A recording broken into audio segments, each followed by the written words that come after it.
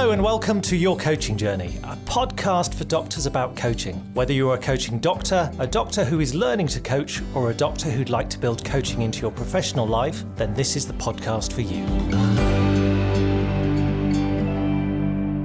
Hi, I'm Helen Leathers, and with me today is my co-host and business partner, Tom Dillon. Good morning, Tom. How are you? I'm marvellous, thank you very much. Good. How are you? Are you running out of words to describe how marvellous you are? I don't know. Do I use that one a lot? No, that's a new one. Okay. Yeah. I think I've probably used it before. Have you? Yeah. How are you anyway? I'm good, thank you. I'm marvellous too. Good. So that's fabulous. Wonderful. So what are we talking about today, Helen? Well, I wanted to ask you something actually. Okay, sounds intriguing. I wanted to ask you whether you've ever said you'd do something and then either started it and not continued and seen it through, or just not had the motivation to start it at all. Yes. Yeah. Okay. Yeah, it does happen a lot. But we have just recently had the conversation that you decided to give up chocolate for Lent, and you are seeing it through despite temptation. Yeah. So obviously you're quite motivated to do that. Yeah, but to be honest, I can't really explain. Other than that I committed to doing it, there is no real motivation. I like chocolate. You do? I'd like to eat chocolate. When you sit eating chocolate biscuits and I'm not, that's kind of, why am I doing this? So I guess the point of me doing it, the motivation for it, is for me to prove to myself that I can do it. Interesting. There's some internal battle with myself. So, okay, I can do this. And probably, to be honest, the motivation probably comes from the fact that I know when I am eating chocolate, I will eat it quite carelessly. I can just, devour lots of chocolate without thinking about it. So there's something about refraining from eating chocolate that just reminds me that it's not an essential nutrient that I need. No, chocolate is not a nutrient. No. So I ask you because I've had coaching clients occasionally who have said they wanted to do something, identified the steps that they needed to take, and then not followed through. Yeah, and I think that happens a lot in coaching. I think if, as coaches, we believe that we will just have one conversation with someone who says, well, I just want some help in trying to achieve this, I want to plan it and get organised. And then if we think they're just going to go off and do it and that will be successful coaching, I think we're in for a rude awakening. Yeah.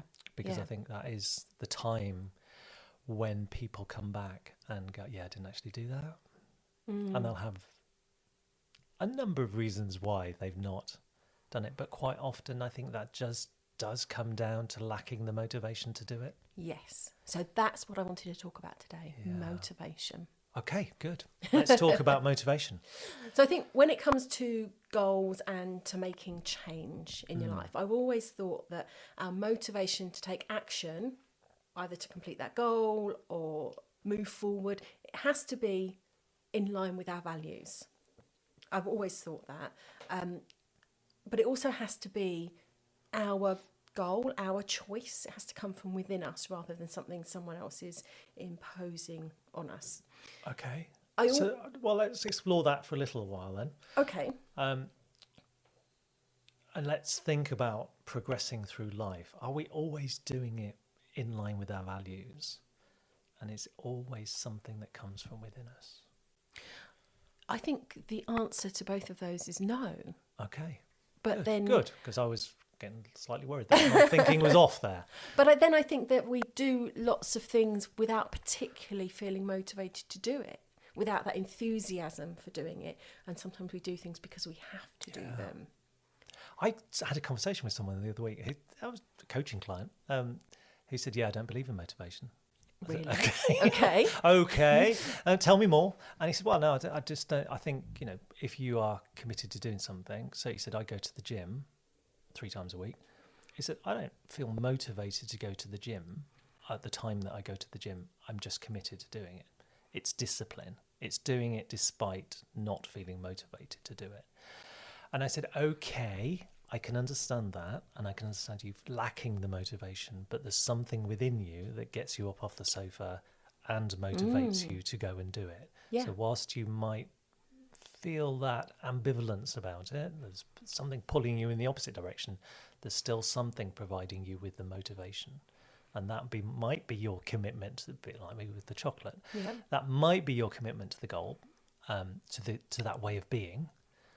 But there's something motivating. So the motivation does exist. And we had a conversation around things that he doesn't feel motivated to do. I said, how motivated are you to play the piano, to learn to play the piano? He said, not at all. I said, so there's something that you're not motivated to do at all.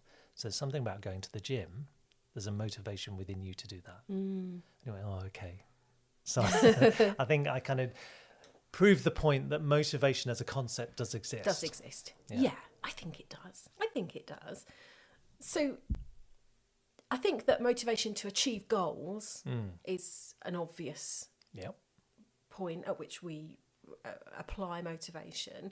But we've spoken many times about how we're not particularly goal-focused coaches, that it's about more exploring change with our clients, whether it's new behaviours, new habits, work-life balance, that kind of thing. But we need motivation for all of those as well, don't we? So it's not just about goals. Yeah, and quite often there will be goals that fit into the overall desired change. So if someone wants to be healthier and they have a vision of themselves, that ideal self further down the line, then they might well set short-term goals for themselves. So like for me, setting a short-term goal of not eating chocolate for 40 days. Is that how long it is? Something like that, isn't it? I think it's 40 days. However long it is. So that is a goal that I have, which kind of just feeds into me being healthier anyway. And sort of not, and again, I just demonstrated to myself that I can resist temptation when required. So there's an internal, it's just a sort of recalibration, isn't it? You can do that. Yeah. What I thought I'd share with you, you'll be pleased to know there's some research. Oh, good. Around we like a bit of motivation. research. We do, don't we? And as I say, I've long held the belief that motivation comes out of a goal being our own, coming from within us, and then also it being in line with our values and who we are as a person, who we see ourselves as. And actually, the research that I've been looking at bears both of those things out. So it talks about 4 things that we need to consider in terms of goals or changes, aspirations, to ensure that we have positive motivation to move towards them. So 4 elements. 4 elements. So the first one is that intrinsic versus extrinsic goal or motivation. And that is intrinsic, where it comes from within us really wanting to do something, explore something, become something. So it's when we really feel we want to do it.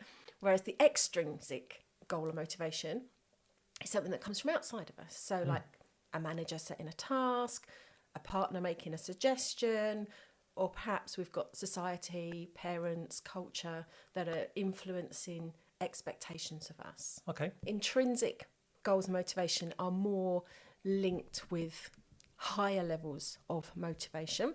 We then come on to authentic, or what are termed self-concordant objectives. And this goes in line with my idea of they have to be in line with your values to have good motivation to do them. So they match our values, they resonate with the type of person that we are and how we want to live our life. So the more concordant they are with us as a person, the more motivation we will have for them. Okay. Well, I suppose if you think of someone who is vegan and has a belief around not being cruel to animals and not eating meat because of that, anything with a face, we're not going to eat it. Very easy for them to stick to that because they have that belief. Yes. So that's in line with their values, isn't it? Absolutely. And that's something then they can maintain for longer. Yeah. So the next one is approach orientated. So research suggests that we're more motivated if we are moving towards something. Yes. As Rather opposed than to away. moving away from it. Yeah. So if we are not eating chocolate because we want to feel healthier, it would be more motivating than not eating chocolate because we wanted to lose weight. Yeah, and there's some interesting research done in the States. I mean, it's old now. There's a guy who wrote a book called Change or Die that looked at research that was done with coronary artery bypass surgery patients who were told that if they didn't change the way they were living, within 2 years they'd be dead. That was the stark message. Change or die. Which you'd think would motivate people. You would think would motivate. 2 years later, 90% of those in the study hadn't changed the way they were living. Wow. And it's too tough a message, isn't it? Yeah. It's like, oh, what's the point? Yeah. So people go into that sort of denial thing of, oh, it's fine, it won't happen to me. I'll be one of the 10%. It's too tough a message. Whereas actually, if you focus on, actually, if you change your lifestyle, you could live another 20 years and you can enjoy life and be healthy and enjoy running around with your grandchildren and that sort of thing. So yeah, I think that's true. Yeah, that's an interesting piece of work that they did. Yeah. Although, thinking about it, there are things that people are very motivated to move away from, aren't there? Yeah, there are. So if you're in a toxic environment at work, you might well be motivated to leave and find another job. You might, but plenty of people stay. And it's Yeah. often not until a new opportunity arises that they escape. Yeah. Yeah, it's true. Yeah.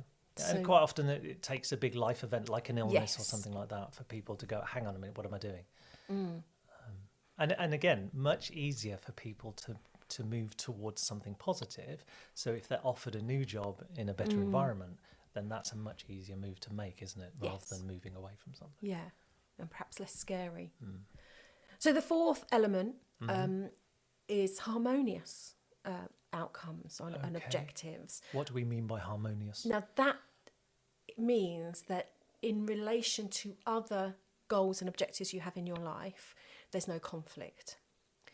Okay. So, for example, if someone had an intention of having a better work-life balance, but then they wanted to set a goal to earn more money, there could be a question about would Yeah. that conflict, or would those two objectives conflict with each other? So where they're harmonious goals like not eating chocolate and living a healthy life, they work well together. Yeah.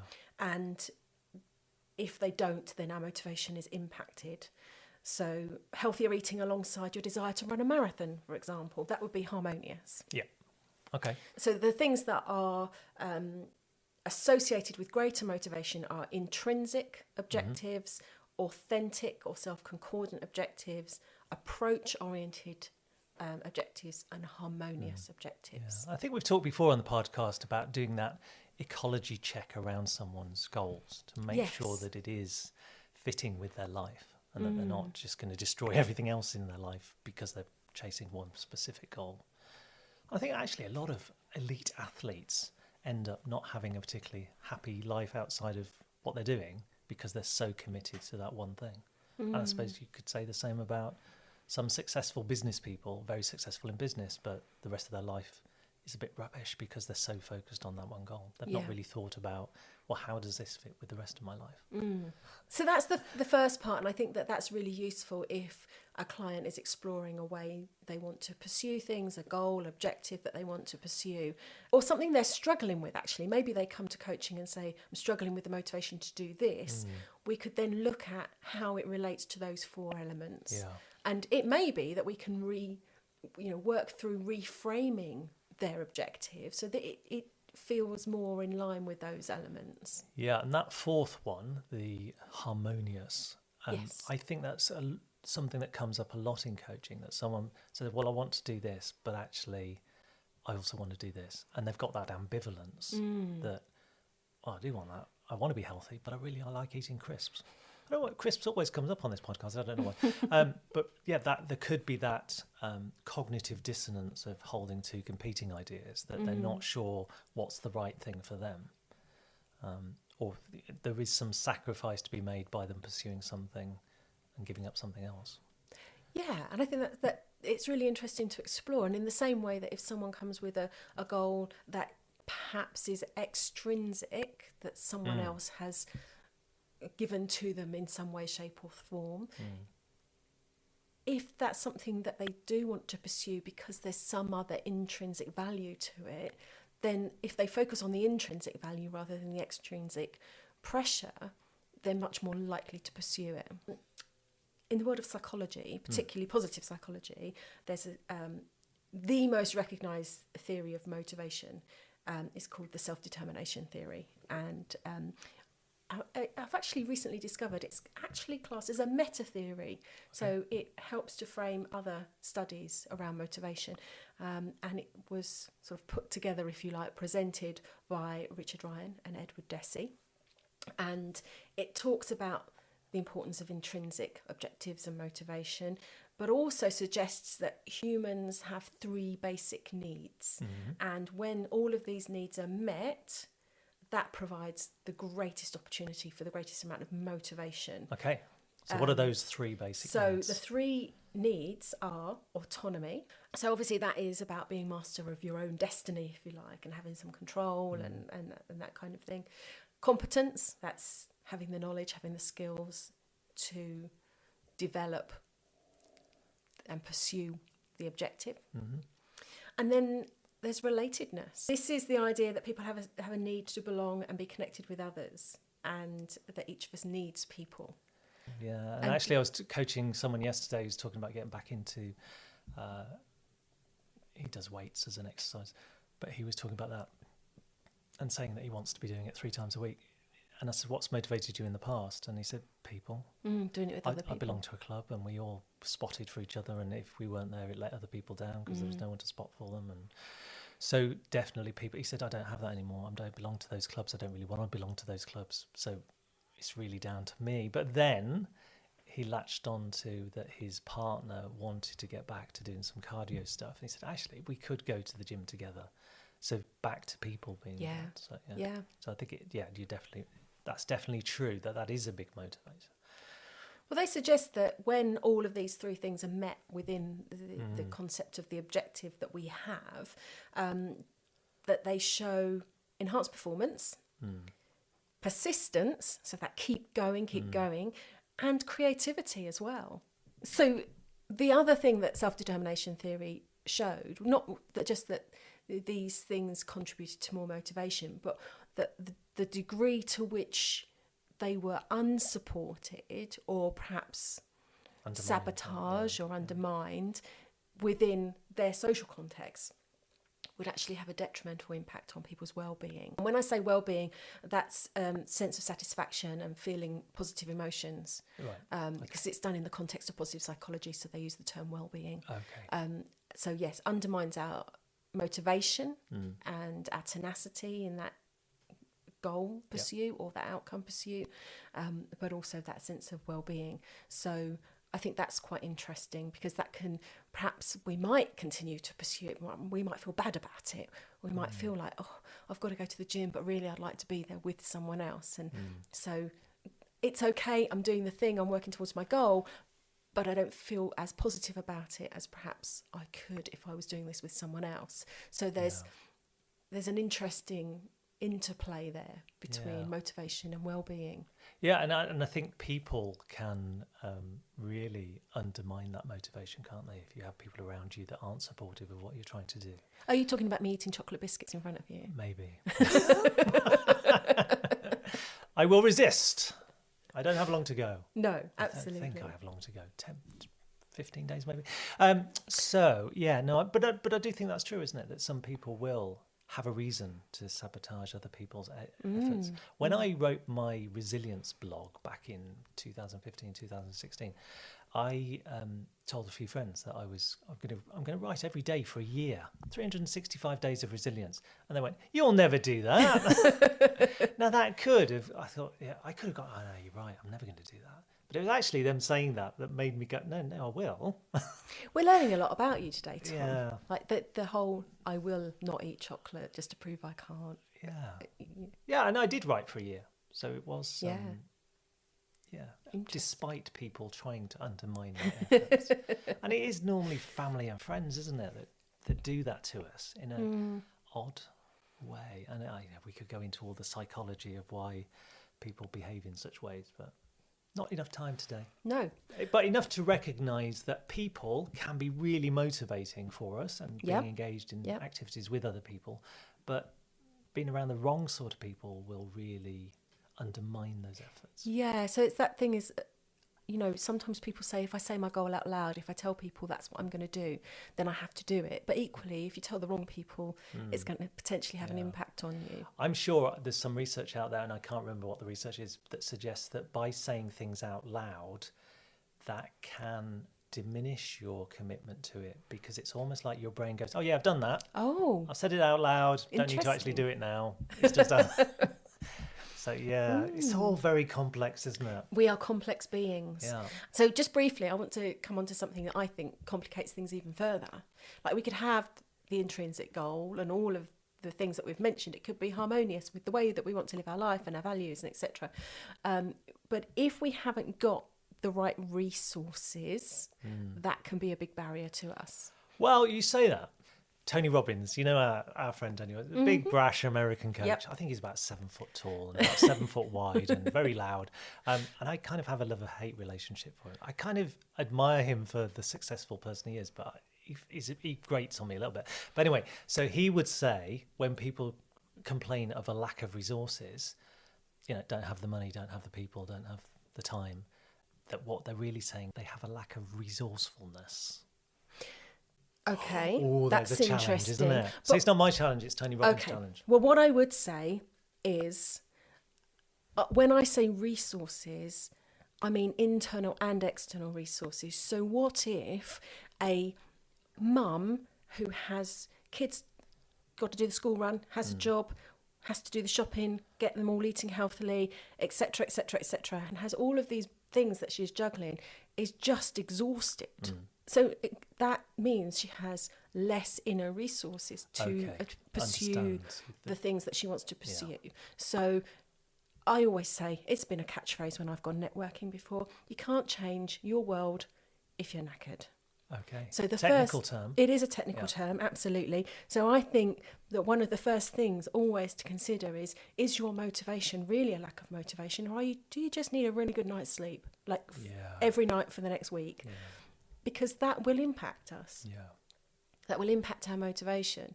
And coaching allows us to explore with our coachees what are the resources they might need. Yeah, I imagine if Tony Robbins was coaching someone in that situation, they'd slap him if they... You're just lacking resourcefulness.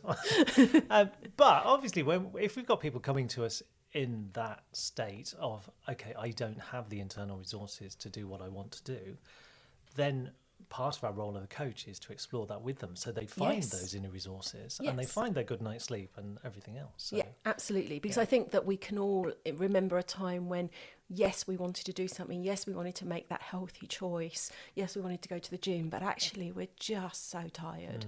And we know from sleep research that we make less healthy decisions when we're tired. So I think resources it can be a barrier to motivation, and it starts from that real basic self-care of sleep and looking after yourself so that you've got enough energy to then look at the other resources like skills, people, time, etc., which builds into how motivated we feel about a project. Yeah, I think you're absolutely right that if we don't have the energy, and that's really where it comes from, isn't it? When we think about motivation, it is that, do I have the energy? Am I prepared to expend the energy I need to expend in order to get this done? Yes. That's the calculation that's going on ahead. So when we come to extrinsic motivation, if I said to you, Helen, I'm going to pay you £100 to run upstairs, just touch the bedroom door and run back again, like, you'd probably be motivated to do it. Oh, sorry, I was out the door already. So there's a reward. There is a payoff there, isn't there? Yeah. The quality of the exchange is good. That's a good exchange. So yeah, I think if we're lacking in energy now, I think if we are lacking energy and the reward is sufficient, there might still be some internal, some motivation for us to move forward with something in the short term. Yeah.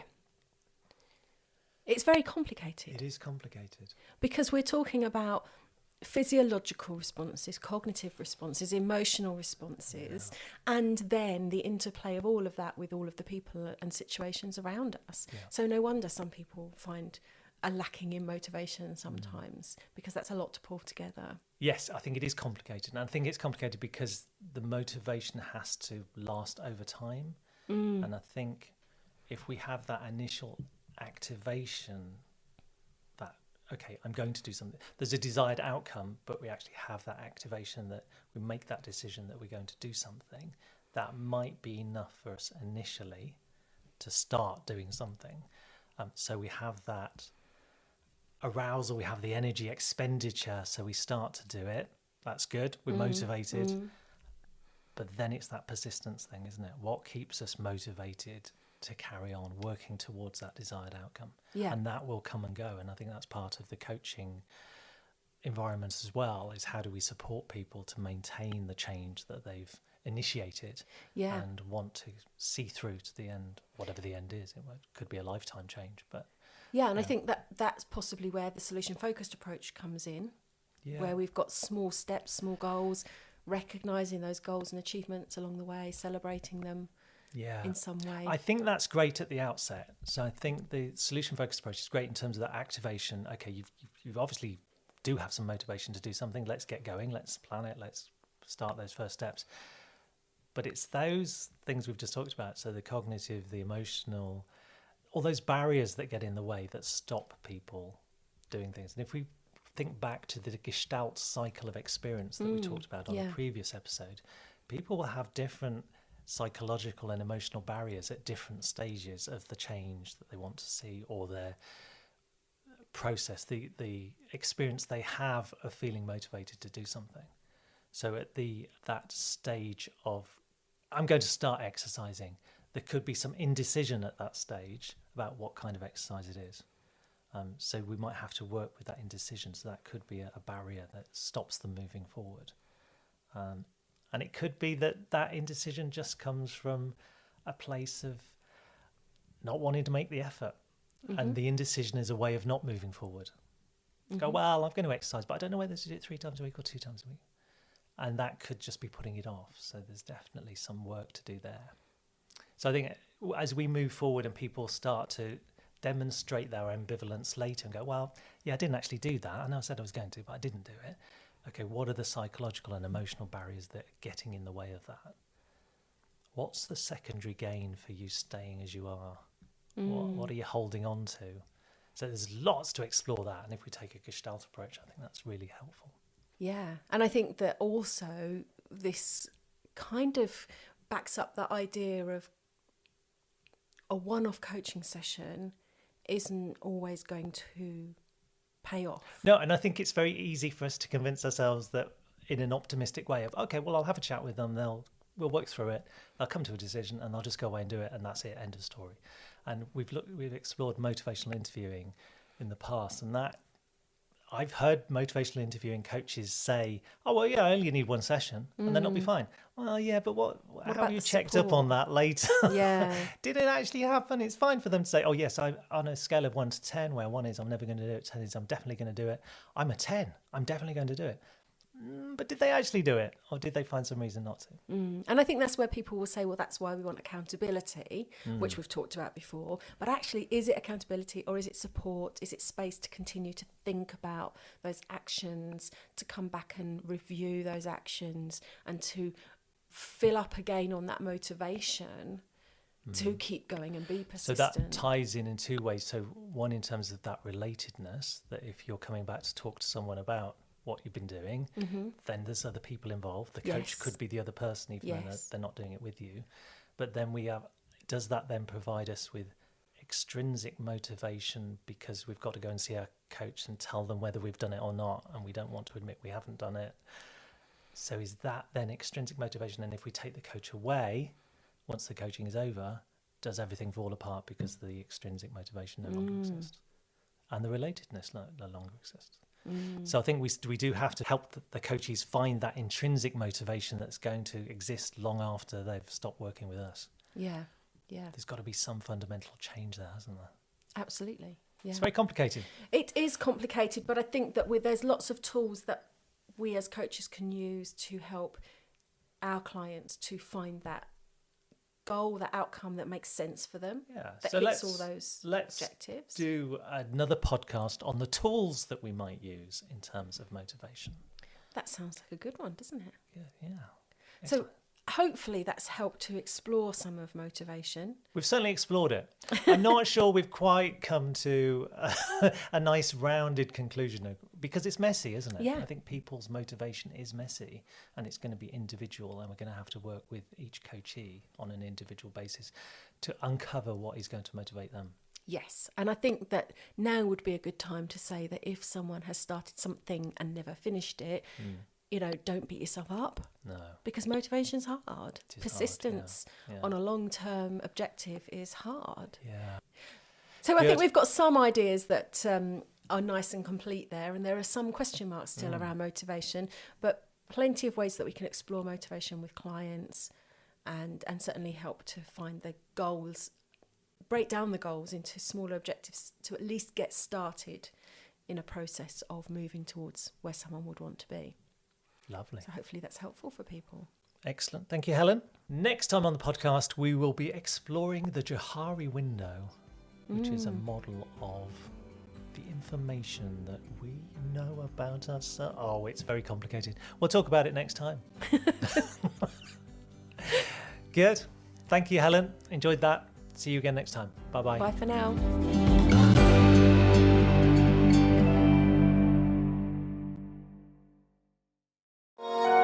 This has been a Monkey Pants Productions podcast.